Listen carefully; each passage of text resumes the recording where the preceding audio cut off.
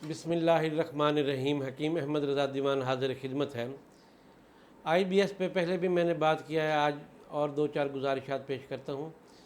एक तो IBS संगरहनी, जिसको तिब्बी ज़बान में हम संगरहनी कहते हैं या ज़ल्कुल इमा भी कहते हैं, इसका जो भी मरीज़ होगा, एक तो उसका H पाइलोरी जो है वो लाजमी जो है वो पॉजिटिव आएगा, स्ट्रांगली पॉजिटिव आएगा, अक्सर मैंने देखा है।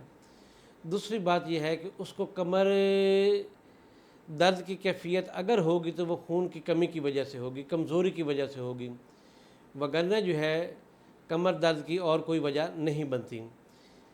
फिर ये है कि कमज़ोरी की कैफियत इसलिए पैदा होती है चूँकि ग़िज़ा प्रोसेस नहीं होती, ग़िज़ा हज़म नहीं होती।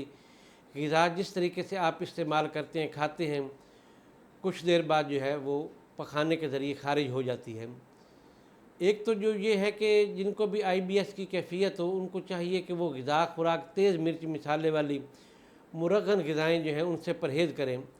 हत्तुल इम्कान जो है वो सब्ज़ियों का इस्तेमाल करें।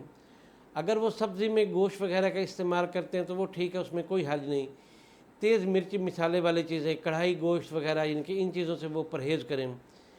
अगर वो दवाई भी इस्तेमाल करेंगे और इन चीज़ों का इस्तेमाल भी करेंगे तो वो कभी भी शिफा याब नहीं हो सकते, क्योंकि ये मर्ज़ होता अमूमन मैदे की कमज़ोरी की वजह से और मैदे के अंदर हिद्दत की वजह से होता है, मैदे के अंदर गर्मी की वजह से होता है। और ये मर्ज़ अमूमन ज़्यादातर जो देखा है वो मैंने सुफरावी मिजाज के लोगों में ये मर्ज़ देखा है।